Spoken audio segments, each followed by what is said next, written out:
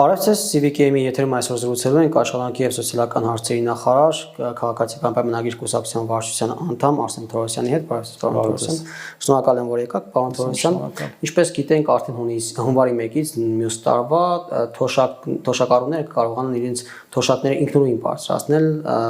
աշխատանքի և սոցիալական հարցերի նախարարության կամ կառավարության ներդրած գործիքի միջոցով, որը արդեն 1 տարի եւ ավել գործում է կարծեք, ու փոփոխություններ են կատարվում այդ համակարգում, ինչ փոփոխությունների մասին է խոսքը, պարոն Թորոսյան։ Նախ այո, այդ գործիքը հիմա էլ է գործում եւ հիմա էլ կարող են մեր բազմաթիվ թոշակառուներ, կենսաթոշակառուներ եւ նպաստառուներ օգտվել դրանից եւ արդեն 350,000 հոգի ըստ էության օգտվում է, հնարավոր 650-ից, մենք 650 կենսաթոշակառու եւ նպաստառու ունենք, որոնք կարող են այս գործիքը կիրառել եւ ես կոչ եմ անում նույնիսկ հիմա դա ակտիվորեն կիրառել առանց սպասելու հունվարի 1-ին, իսկ հունվարի 1-ից էական փոփոխություն է տեղի ունենալու դեպի բարելավում եւ ըստ էության բարձրացում եւ ես չեմ վարանի ասել, որ սա կենսաթոշակների կամ նպաստների բարձրացում է 20%-ի չափով, բայց ոչ ավել քան 10,000 դրամը, փոխվում է երկու բան։ Հիմա մենք ունենք երկու սահմանաչափ 12% վերադարձի, բայց ոչ ավել քան 6,000 դրամը, եւ այդ թվերը փոխվում են հետեւյալ կերպ, դառնում է 20% եւ ոչ ավել քան 10,000 դրամը, եւ եթե օրինակ վերցնենք մի կենսաթոշակի չափ, ասենք 50,000 դրամ կենսաթոշակը, ապա այն դառնում է 60,000, որտեղ դու կարող ես 20%-ի չափով հետ ստանալ, ոչ ավել քան 10,000-ը, ավելի ցածրի դեպքում մի քիչ ավելի ցածր, բարձրի դեպքում այդ սահմանաչափով հիմա եթե միջինով վերցնենք, միջին վերադարձի տոկոսը այդ 350,000 օգտվողների շրջանում մոտ 4,100 դրամ է, այսինքն 4,000 դրամ ավել են ստանում, իսկ միջին կենսաթոշակն է մոտավորապես այդ շրջանակներում է 49,000 դրամի շրջանակներում է բոլորի միջինը, այսինքն եւ սրանով մենք մոտավորապես 3,500 դրամի չափով կավելացնենք միջինում հունվարից, հունվարի 1-ից, բայց դա միջինում է, իսկ յուրաքանչյուր կոնկրետ դեպքում առավելագույն չափը կլինի 10,000 դրամ եւ սա շատ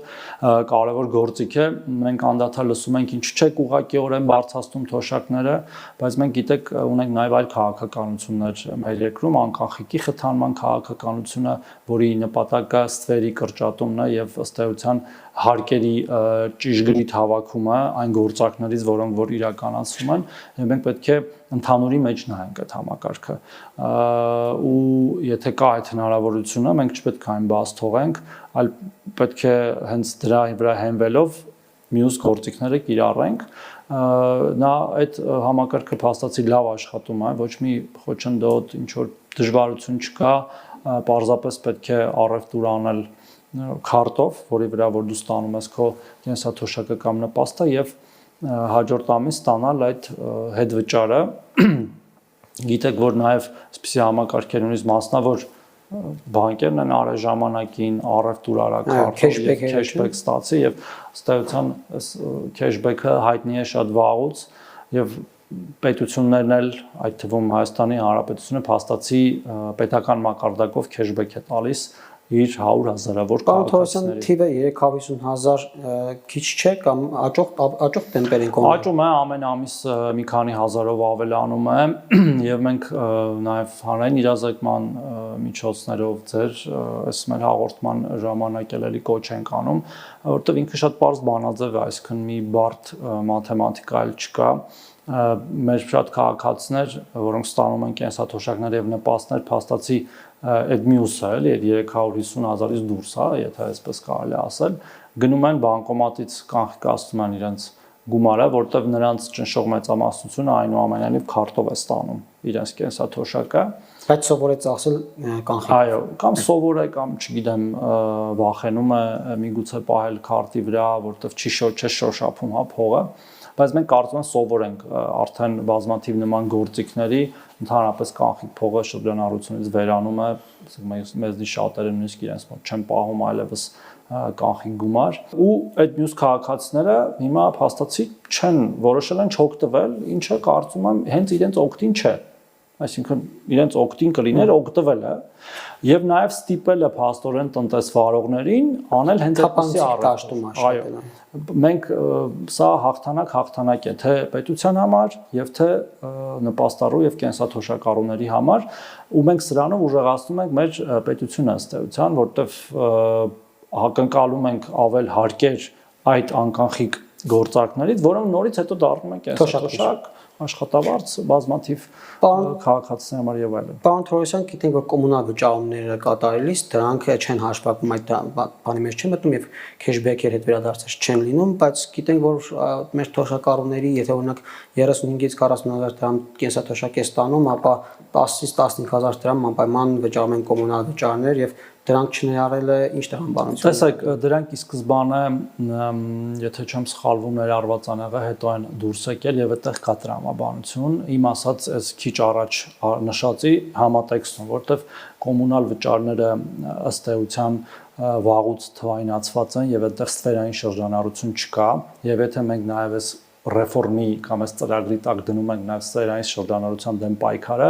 այս մասով մենք բան չենք փոխում։ Ես հասկանում եմ իհարկե, որ այդ ծախսերը կարևոր դեր ունեն մեր բազմաթիվ կենսաթոշակառուներ եւ նպաստառուների առօրյայում, բայց այդ տրամաբանությունը ավելի ուժեղ դարձնելու համար, որ մենք դրանով նաև պայքարում ենք ստվերի դեմ, այդ գործարքները դուրս են եկել փոխհատուցվողներից կամ հետ վճարվող գործարքներից եւ մենք նաեւ տեսնում ենք վիճակագրություն, երբ որ դուրս է բերվել, այնուամենայնիվ ինչ որ մի փուլում իջել է հետ վճարների թիվը, բացարձակ թիվը եւ միջին թիվը, բայց հետագայում վարկագիծը շտկվել է եւ մեր քաղաքացիները կրկին անցել են այդ մյուս գործարքներին եւ մենք ունենք նաեւ այդ միջին հետ վճարի չափի ավելացում, այսինքն մենք այդ ամեն ինչը տեսնում ենք, որ այնուամենայնիվ ադապտացվել է վարկագիծը մեր քաղաքացիների դրան, ընդունելով ամեն դեպքում այդ բանը, կարծում եմ, որ այդ մի քանի տրամաբանություն, որ իրար հետ դնում ենք, սա շատ կարևոր է, որ այդ ստվերի դեմ պայքարը դուրս չգա, որպես հիմնական նպատակ նաև այս գործիքի։ Պարոն Թորոսյան, մեկ խնդիր եւս, երբ մարդկանց թոշակը մի քանի հազար դրամով ավելանում է, մարդիկ զրկվում են նպաստ ստանալու հնարավորությունից, այդպիսի նաև միայնակ ծայրեր կան, բազմաթիվ այդպիսի դժգոհություններ, դիմումներ կան, անգամ լրագրողներից նշում եմ, որ 2000 դրամ թոշակ օրինակ բարձրանալուց հետո եղել են դեպքեր, երբ 10 քանի հազար օրինակ դրամ նպաստից զրկվել են, որովհետև ինչ-որ շեմ կա, գոնե միայնակ ծերերի դեպքում հնարավոր չի ինչ-որ մեխանիզմներ կորցադրել, որպեսզի մարդիկ ոչ թե ուրախանան բարձրացումից, այլ փաստորեն տխրեն։ Տեսեք, մենք հիմա իհարկե շատ տխուր թվերից ենք խոսում, որտեղ ոչ 18000-ով, ոչ 36000-ով ակնհայտ է, որ չի կարելի տենց պատշաճ ապրել, բայց մեր նպատակը նպաստի համակարգի չպետք է լինի մարդկանց անվերջ աղքատության մեջ պահելը, ինչը ցավոք սրտի այդպես է եղել եւ ես այդտեղ նաեւ քաղաքական նպատակ եմ տեսնում, երբ որ ժամանակին 100,000-ավոր քաղաքացիների վճարվել են 18 կամ 20000 դրամ ամսական նպաստները եւ ընտրությունների ժամանակ դա ըստ էության օգտագործվել է նախընտրական նպատակները, որտեղ այդքան գումարով ապրող մարդը հաստատ եւս 10000-ի կամ եւս 20000-ի կարիք ունի եւ այդ ամեն ինչը տրվել է բնամթերքով կամ կանխիկ փողով։ Հիմա ինչ ենք մենք անում դրա դեմ, հա, եթե վերադառնանք բուն հարցին։ Մենք հիմա փորձարկում ենք մի պիլոտային ծրագիր Սյունիքի եւ Կոտայքի մարզերում, որը հենց հիմա ընթացքի մեջ է, որի իմաստը հետեւյալն է. գնահատման նոր համակարգով, որը տարբերվում է այդ նախկին համակարգից, գնահատել իրական կարիքները ընտանիքի եւ համադրելով նրա իրական եկամուտների հետ, այսինքն թե ինքը ինչքան է թոշակ ստանում եւ ինքը ինչքան պետք է ծախսի, կախված ընտանիքի կառուցվածքից, ընտանիքի անդամների թվից, ընտանիքի անդամների հաշմանդամություն ունենալու հանգամանքից, մենք փոխհատուցելու ենք այդ ընտանիքի եկամուտի եւ իրական ծախսի տարբերությունը, իհարկե նվազագույն այդ բաներով, զամբյուղներով։ Եվ ընտանիքներ են լինելու, որոնք որ դուրս են մնալու այդ համակարգից, որովհետեւ իրական գնահատումը ցույց է տալու, որ նրանք կարիք չունեն բանի, հա, եւ ընտանիքներ են լինելու, որոնց նպաստը բազմապատիկ ավելանալու է։ Այսինքն այդ հարցը միայն այդ տրամաբանությամբ պետք է լուծվի, իհարկե Մարդկային գործոն տեղ չի լինի, պարոն։ Հնարավորինս քիչ է լինելու մարդկային գործոնը եւ հնարավորինս ավտոմատացված է ամեն ինչ լինելու։ Իհարկե պիլոտի արդյունքները նաեւ պետք է գնահատվեն եւ մինչեւ ամբողջ Հայաստանի վրա տարածելը մենք պետք է մարսենք այդ ամեն ինչը, բայց տրամաբանությունը այդտեղ նաեւ այն է, որ մարդկանց առաջարկվելու է աշխատանք մեր համակարգով, էլի էլեկտրոնային, որտեղ գործատուները գրանցվելու են եւ իրենց աշխատանքի հայտարարություններն են դնելու եւ մարդիկ պարտավոր են ըստ էության վերցնել այդ աշխատանքը եւ եթե չեն վերցնում, ուրեմն այդտեղ ինչ որ բան այն չէ, կամ նրանք ունեն իրական եկամուտ, որը թաքցնում են պետությունից, կամ չեն ուզում աշխատել, որը երկուսն էլ անընդունել է։ Իհարկե սա չի վերաբերում ձեր ասած դեպքին, որտեղ պարզ է, որ մեր կենսաթոշակառուները արդեն կենսաթոշակի անցած տարիքում աշխատելու այսքան նրանք արդեն աշխատել են, հա, իրենց աշխատելիքը վաստակած թոշակի են եւ մեր խնդիրն է հնարավորինս մեր ձեռքի տակ եղած գործիքներով այդ կենսաթոշակը բարձրացնել, բայց նաև մենք բոլորս պետք է հասկանանք, որ դա արվում է մեր պետական բյուջեից, որը անսահման չէ, բազմաթիվ ծախսեր ունի, պաշտպանական ծախսեր, կրթական, առողջապահական, սոցիալական եւ մենք ամեն տարի ըստ էության աճ ենք ունենում, մյուս տարիել ենք աճ ունենում, նաև ուրիշ բաներ պետք է հաշվի առնենք, մենք սրա մասին չենք խոսում հաճախ, մենք նաև ունենք կենսաթոշակառուների թվի աճ, այսինքն մենք ծերացող հասարակություն ենք, ինչպես աշխարհի շատ երկրներ, եւ այդ կենսաթոշակը, որ մեր ծնողները հիմա ստանում են, մենք ենք ըստ էության վճարում, որը ովքեր մենք հիմա մենք այդ թվով քչանում ենք, այդտեղ խնդրեմ կա աշխատողները։ Հա, եւ շատ մեծ բեռը հենց մեր վրա, մեր ծնողներին պահել է։ Հիմա այս վերջին հարցս ավելի կոնկրետ ասեմ, խոսքս միայնակ թոշակառուների մասին էր, որոնք կարծես է պիլոտային ծրագրի մեջ չեն ներառվի, մարդկանց նպաստը կտրվում է։ Ես կոնկրետ դեպքով մենք իհարկե կարող ենք նայել, բայց ես ասում եմ ընդհանուր տրամաբանությունը, որ այսօրվա տրամաբանությունով հենց միգուցե ձեր ասածով է, այսինքն շեմով 2000 դրամով ավելացավ, 18000-ը վերացավ, ինչը էֆեկտիվ չէ։ Հիմա ասածը հենց այդ էր, որ նոր համակարգով գնահատվելու է իրական կարիքները, նաև միայնակ կենսաթոշակների բոլոր տեսակի քաղաքացիներ, դա կլինի միայնակ քաղաքացի, բազմազավակ ընտանիք, հաշմանդամներով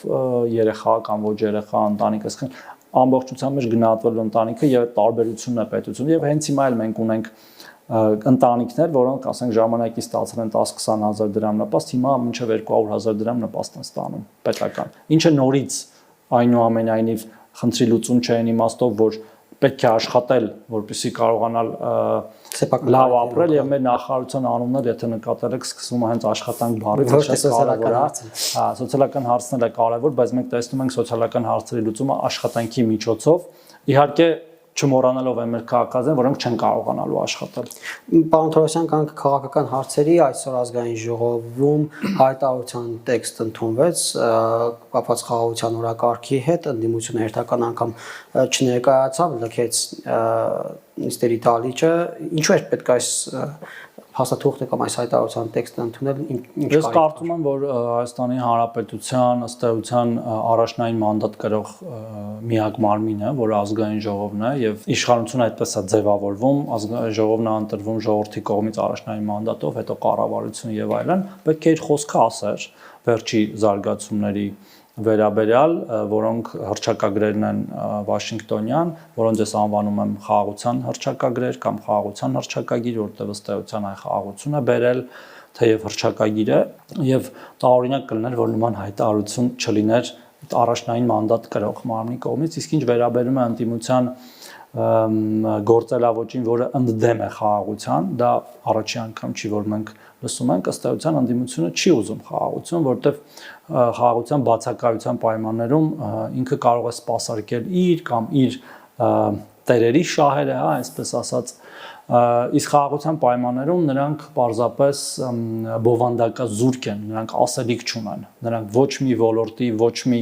բովանդակության վերաբերյալ ոչինչ չեն կարող ասել եւ իրենց ձայնապնակը անverջ պատտեսնելու համար իրենց պետք է այդ անխաղաղ կամ խաղաղությունից զերծ միջավայրը, ինչը իրենք արել են վերջի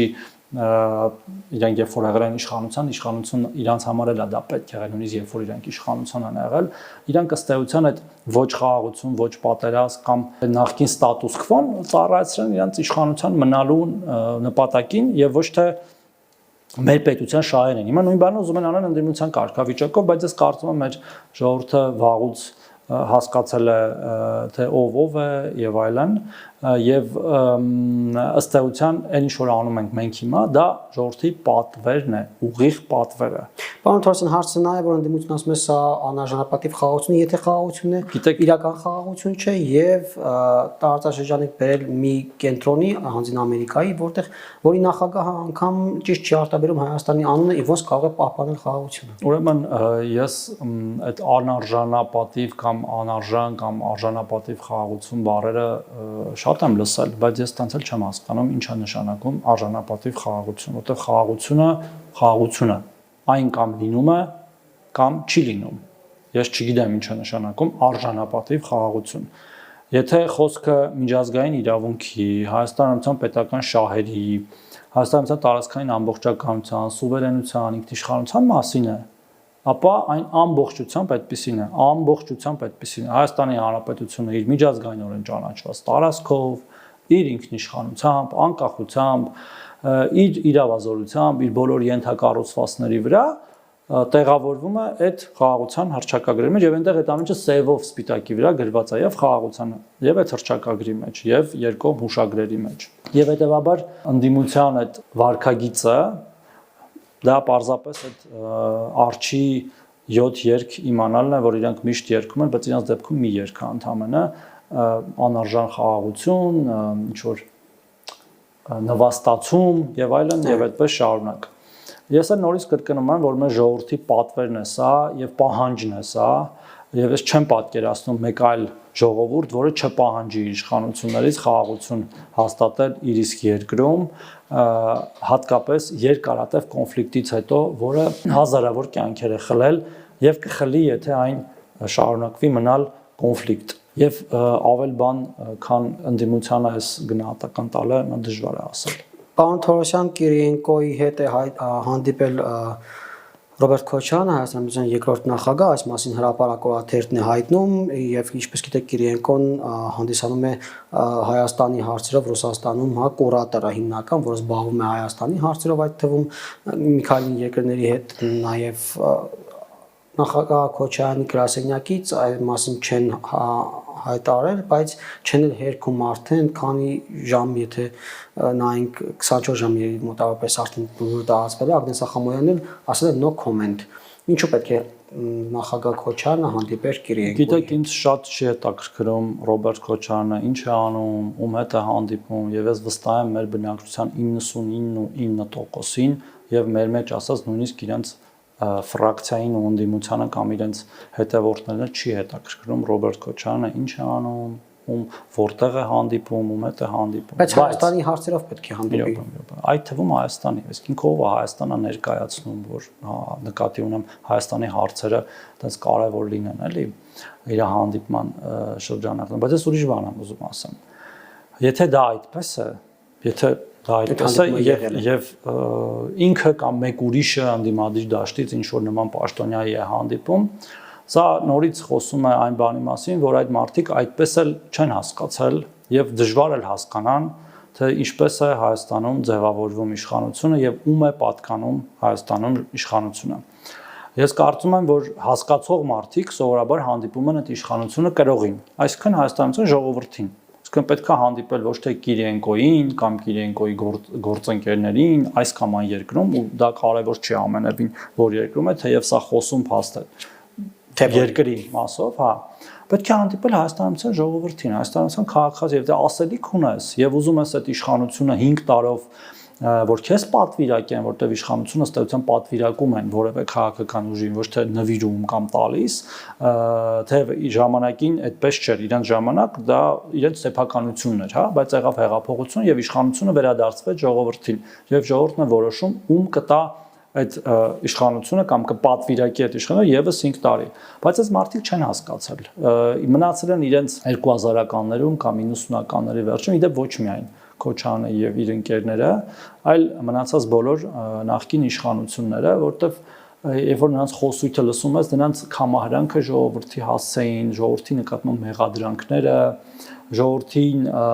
չհասկացողի տեղ դնելը, ժողովրդին նսեմացնելը, դրա մասին է խոսում, որ իրենք կարծում են, որ իրենք պետք է որոշեն ով է իշխանություն, 5 հոգով հավաքվեն, որոշեն ով է իշխանություն Կիրիենկոյի եւ իր ղեկավարների հետ մեկտեղ, բայց ոչ, դա վաղուց այդպես չէ, այդ գնացքը վաղուց գնացել է, նորից չի գալու, Հայաստանում իշխանությունները ձևավորվում են ժողովրդի կամքով, ժողովուրդը ում կորոշի, նրանք է կլինեն իշխանություն եւ այս հանդիպումները դատարկ պարզապես ժամանակի կորուստ են, ավելին հենց ժողովրդին էլ նաև ցույց են տալիս, թե ինչու չի կարելի ընտրել Քոչարյանին եւ ընկերներին կամ նման կերպ վարվող անձանց։ Ըստ հրապարակի պարոն Թորոսյան, Կիրիենկոյի հետ հանդիպմանը Քոչարյանը խոսել է ընտրությունների մասին, հենց ու նշել, որ ընդդիմությունը պետք է միասնական լայն ճակատով հանդես գա 2026 թվականի ընտրություններին, հավանաբար նկատի ունենալով նաև Սամվել Կարապետյանի ստեղծվելիք ուժին, ու նշել, որ պետք է ֆինանս ծախսել եւ հակնարկել, որ մենակ ինքը չպետք է ծախսի այդ ֆինանսը։ Տեսեք, մենք շատ ենք տեսել այդ հիբրիդային հարձակումները Հայաստանի Հանրապետության վրա, տեղեկատվական, նաև տեսել ենք հետխորհրդային տարածքում այլ երկրների փորձ, մոլդովական փորձը, որը վերջերս մենք տեսանք, եւ մենք այդ ամենը իհարկե պետք է հաշվի առնենք, իհարկե պետք է հաշվի առնենք այդ ամենը, մոլդովականը պարզապես ամենաթարմն էր, բայց նաև մենք պետք է ազնիվ խոսենք մեր ժողովրդի հետ դրա մասին, որ այո, կարող են լինել ինչ-որ կոնսպիրոլոգիաներ մեր հետևում, ինչ-որ ուժեր հանդիպեն, հավաքվեն օտար երկրների կոորդինացմամբ, համակարգմամբ կամ ֆինանսավորմամբ, բայց մենք պետք է հաստատակամ լինենք մեր որոշումներում, մենք դրա մասին պետք է ժողովրդին տեղյակ պահենք, որ ժողովուրդ ջան, ուզում են ձեզ մոլորեցնեն, որ դուք չորոշեք ով է լինելու Հայաստանում իշխանություն, բայց ես կարծում եմ, որ մեր ժողովուրդը այնքան իմաստուն է, որ այդ գործիքները վաղուց չեն աշխատում եւ եթե աշխատեին, մենք արդեն այսօր ուրիշ իրավիճակ կտեսնեինք, դա եղել է 21 թվականի ընտրություններից առաջ, դա եղել է բոլոր այսպես կոչված հայրենիքը փրկելու շարժումների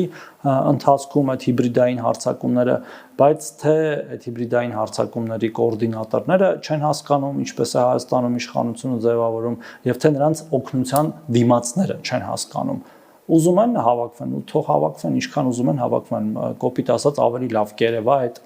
հակապետական, հակաժողովրդական, հակաժողովրդավարական բևեռը, քան թե եթե չհավաքվեն, էլի մեկը երևալու են, բոլորի դեմքը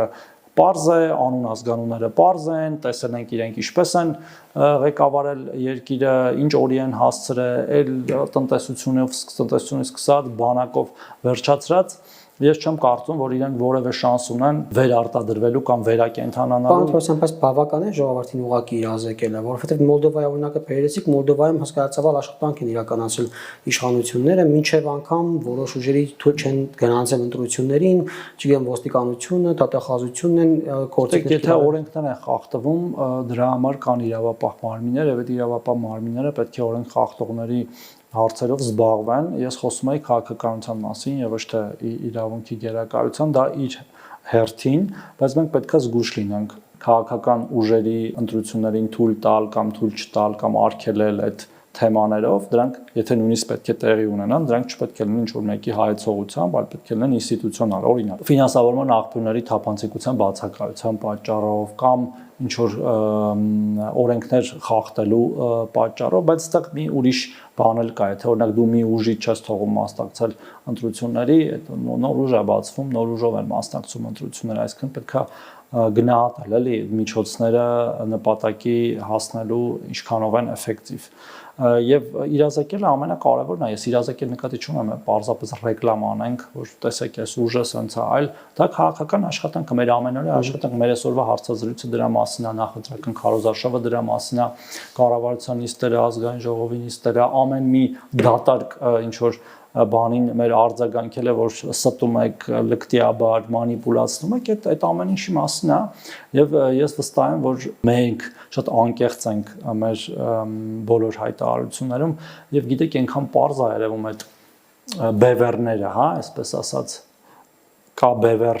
պետության համար, պետականության ուժեղացման համար, ժողովրդավարության ուժեղացման համար, թափանցիկության, անկախության եւ կա բևեռ տարբեր դեմքերով կամ միավորված ընդդեմ էս ամեն ինչի հասկանում եք եւ դա ես չեմ, մենք չենք արել։ Այդ ամեն ինչը ինքնաբերաբար ստեղծվել է։ Այդպես մի բևեռ ստեղծվեց Գյումրիում, պարոն Թորոսյան, որի քաղաքապետ ընտրվեց Վարդան Ղուկասյանը ու վերջերս շատ ակտիվացել է պարոն Ղուկասյանը հայտարարություններով է հանդես գալիս, մասնավորապես միութենական պետության մասին է խոսել, Հայաստանին դրա անդամակցելու մասին է խոսել ու երեկել, երբ դուք ազգային ժողովում այպես ակտիվորեն քննարկում եք նրա այդ հայտարարությունները, քննադատում ինքը եւս հանդես եկավ ասուլիսով, ասաց, որ ինքը նկատի ունեցել պետականությունը պահպանելով միութենական պետության կազմի մեջ մտնելու մասին է ասել, կա այդպիսի պետություն, որ այդպիսի միության կազմի մեջ չէ Ռուսաստանն է, այդպիսի հզոր պետություններով այդպիսի կազմի մեջ Եվրամիությունը, նույնիսկ Ամերիկայի Միացյալ Նահանգների անունը տվեց ու ասում է ինչպես եք ինձ քննադատում, ում Էրդողանի ու Ալիևի հանձնարարականն եք կատարում կամ ինչ վատ բան կա դրան մեջ։ Տեսեք, ուրեմն նախ պետք է հասկանալ այդ համատեքստես հայտարարությունները ինչի են հնչում եւ ինչպես եղավ, որ Վարդան Ղուկասյանը դարձավ Գյումրիի քաղաքապետ ըստ էության ժողովրդին խաբելով, որտեղ նա չի հավաքել այնքան ձայն, որ լինի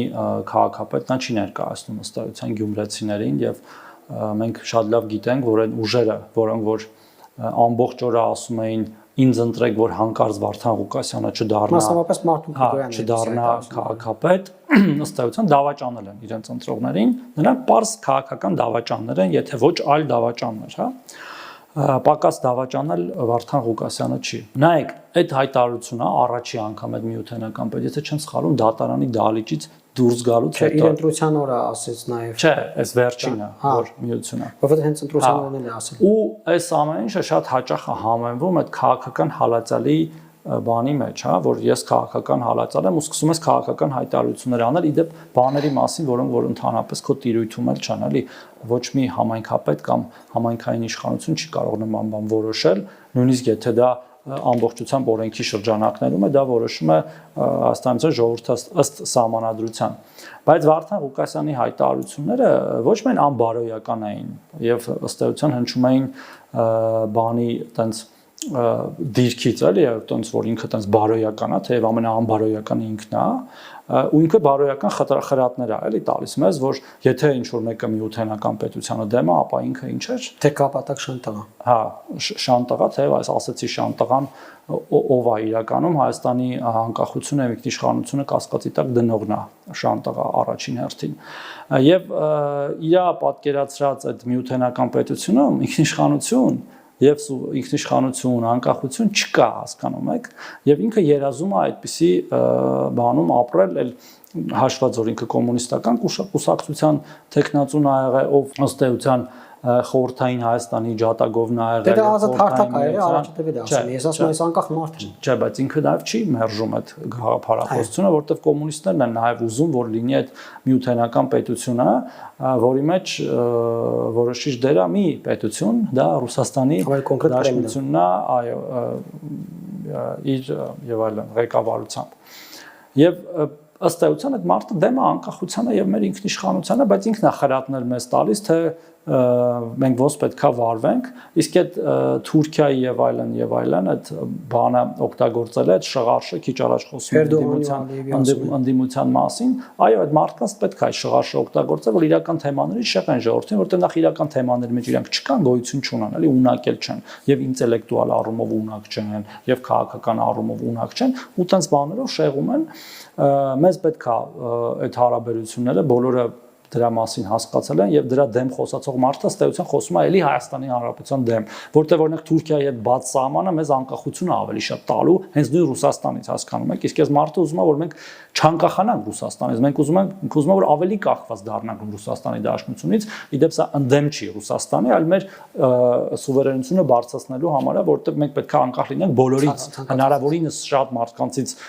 կախված եւ հետեւաբար հնարավորին շատ մարդկանցից անկախ, մի քիչ կարող է ստացվի, բայց տենց է, ինչքան շատ մարդկանցից ես կախված, այնքան քիչ մարդկանցից ես կախված, այս դեպքում այս բանաձևն է աշխատում։ Եվ այդ իր այդ հայոյախոսությունները, այդ իր վարքագիծը, ես կարծում եմ, որ ինչպես երեք վարչապետը նշեց, իրոք թյուրիմացություն է, քաղաքական թյուրիմացություն է, որը պետքա ուղղվի։ Գյումրիում եւ վստահաբար գյումրեցիները եւ Հայաստանի Հանրապետության ժողովուրդը այդ հարցը ուղղելու են, այդ ինչպես է լուծվում, ուղղելու են օրենքով սահմանված կարգով, ոնց որ կարգն է, կլինի գյումրեցիների կողմից ինչ որ process-ներ, այդ process-ների ընթացքում օրենքով այլ սահմանված կարգով ես հիմա չեմ կարող իրենց անունից դա ասեմ, բայց ես վստահ եմ, որ սա անընդունելի վիճակ է եւ պետք է շտկվի եւ մեր երկրորդ ըստ էության մեծությամբ քաղաքը, մեր մշակութային կենտրոնը, մեր հայրաքաղաքը, եթե այսպես ենք անվանում Գյումրին, պետք է ունենա պատշաճ ղեկավարություն, որը Հայաստանության շահերից է առաջնորդվում, ոչ թե ինչ որ այլ պետության շահերից։ Այլ չեմ ասում այդ իր մնացած անցյալը եւ վարկագիծը, այսինքն շատ պարզ է, մենք մինչեւ հիմա մեղադրվում ենք, որ ոնց է Վարդան Ղուկասյանը դարձել Գյումրի քաղաքապետ, ասացի ոնց է դարձել, ըստ էության քաղաքական դավաճանության եւ խաբեության միջոցով է դարձել, մենք հավաքել ենք իրանից 2 ավել անգամ ձայն, բայց այդ տարբեր ուժերի, որոնք որ խաբել են գյումրեցիներին միանալու շնորհիվ ինքը դարձել է հուսով եմ ժամանակավոր քաղաքապետ։ Վարդան Ղուկասյանը նաև ձեզ մեղադրեց ընտրակաշառք բաժանելու մեջ, պարոն Թորոսյան, ասաց, որ ընտրակաշառք եք բաժանել մի ձայնի համար 60,000 դրամ, մի տան վրա 57 հոգի մարդ է գրանցված եղել, փլված շենքեր կան Գյումրիում, որոնք այդ ընտրությունների օրերին կանգուն են ներկայացվել, մենք որ տենց ընտրակաշառք ենք բաժանել եւ դուք հազիվ այդքան եք հասցրել, այսինքն այդքան անբաշար ենք եղել, որ չենք կարծել մի քիչ շատ ընտրակաշառք բաժանենք, մի քիչ շատ մարդկանց գրանցենք տարբեր շենքերի վրա, որ ընտրվենք, դա Վարդան Ղուկասյանը ասում։ Իրականությունը հակառակն է։ Փաստեր ունի, թող հրապարակի տեսնենք, այդ ինչ փաստեր ունի, այդ 57 հոգին ովքեր են, այդ բաները փլված շենքերն ովքեր են, այդ ով ընտրակաշառք բաժանը, բայց իրականում հակառակն է եղել, ընտրակաշառքով բռնված մարդիկ կան, որ եթե չեն սխալվում Մարտուն Գրիգորյանի թիմից էին ավելի շատ, չեմ հիշում, եւ Կարեն Սիմոնյանի, եւ Կարեն Սիմոնյանը, դուք ավելի լավ գիտեք Գյումրի այդ բաները, ոչ թե մեր թիմից եւ չի կարող մեր թիմից լինել, որտեղ մենք ապահովել ենք Հայաստանի Հանրապետությունում ընտրությունների թափանցիկությունը եւ մենք ունենք բազմաթիվ նաեւ հիմա էլ ունենք ոչ միայն ինքն է ընդդիմադիր համայնքապետեր, որոնք նորմալ աշխատում են, ոչ մեկ իրենց մասին նույնիսկ չգիտի էլ, հա, կոպիտ ասած 30-ից ավել կարծում եմ իհարկե 70-ից 30-ը մոտավորապես ընդդիմադիր են կամ անկախ չեմ կարող, ու ոչ իշխանական, հա, այսպես ասած, եւ իր ընտրություններն է դրա մասին խոսում, որ Հայաստանում ընտրությունները թափանցիկ են ազնիվ, բայց նաև քաղաքական դավաճանություններն պետք է գնահատականի արժանան հեն ժողովրդի կողմից, այսինքն ինքը չունենալով գյումրեցիների մանդատը ավելին մյուս ուժերը ընդդեմ իրեն պայքարելով ձայներ են ստացել, ընդդեմ իրեն, ոչ թե ասել են դե կընտրվենք Երևան ինչ ալնելու, այլ ասել են ընտրեք մեզ, որպեսզի Վարդան Ղուկասյանը չլինի քաղաքապետ։ Նրանք խաբել են, լկտիաբար խաբել են իրենց ընտրողներին, հիմա Վարդան Ղուկասյանը նորից եմ կրկնում, հուսով եմ ժամանակավորապես քաղաքապետ է։ Չեք պատրաստվում քաղաքացիական պայմանագրով դատի տալ Վարդան Ղուկասյանին այսպիսի հայտարարություններ անելու համար, որ ցեզ մեղադրում են ընտրակաշառք բաժանում, ծանր մեղադրանք է ներկայացնում։ Գիտեք, հիմա դատի տալ, չտալ, դրանից շատ բան չի փոխվում։ Ես կարծում եմ, որ այդ ամեն ինչ շատ պարզ է, իրական ընտրակաշառք բաժանողը գողը գոռում է գողացան, էլի, այսինքն հիմա այդ ամեն խոսքի համար, որ դատի տանք ամբողջ օրը դատերի մեջ ենք լինելու։ Մի քիչ շատ կենտրոնացենք Վարդան Ղուկասյանի վրա, բայց վերջին հարցը ու Վարդան Ղուկասյանը ասում է կառավարությունը դատի եմ տալու, օրենքով 27 միլիարդ դրամ պետք է տրամադրվի Գյումրիին, չեք տալիս, փոխարենը մի քանի միլիարդ, կարծում եմ 4։ Գիտեք, կառավարությունը օրենքով ստանձնած իր պարտավորությունները բոլոր համայնքների նկատմամբ իրականացնում է, երեք վարչապետը հատուկ դրան անդրադարձավ, որ այդ թվում Գյումրին, որը մեր ամենասիրելի քաղաքն է կամ մշակութային կենտրոնն է, չնեղանան մյուս քաղաքները, բայց Գյումրիի նկատմամբ կարծես առանձնահատուկ սեր կա, շարունակելու է ստանալ իր բոլոր պետական աջակցությունները, ծրագրերը, իհարկե նաև հսկողություն է ծրագրերի իրականացման նկատմամբ բոլոր ծրագրերը շարունակվելու են եւ այդտեղ չի կարող լինել երկրորդ կարծիք, որ եթե ընդդիմադիր է օրինակ համայնքապետը, ապա այդ համայնքի նկատմամբ ինչ որ այլ վերաբերմունք կա, կարող է շրջել Հայաստանի բոլոր քաղաքներով եւ կտեսնեք, որ բոլորն էլ նույն չափ զարգանում են, սուբվենցիոն ծրագրերը բազմամիլիարդանոց իրականացվում են, էլ գազատարներ, ջրատարներ, ճանապարհներ, լուսավորություն, այգիներ, մանկապարտեզներ, դպրոցներ, այսքան ծավալի աշխատանք երբեք ոչ մի իշխանության օրոք չի իրականացվել եւ մենք շարունակելու ենք այդ ամեն ինչը անկախ համայնքապետի անձից բացարձակ տարբերություն չկա, իսկ ինչ վերաբերում է իր այդ զառանցանքներին, տենց հատուկ նորից չանդրադառնանք։ Շնորհակալ եմ, պարոն Թորոսյան։ CVK-ի եթերում զրուցեցինք Արսեն Թորոսյանի հետ, ցտեսություն, կհանդիպենք։ Չմոռանաք հավանել տեսանյութը եւ բաժանորդագրվել CVK-ի YouTube-յան էջին։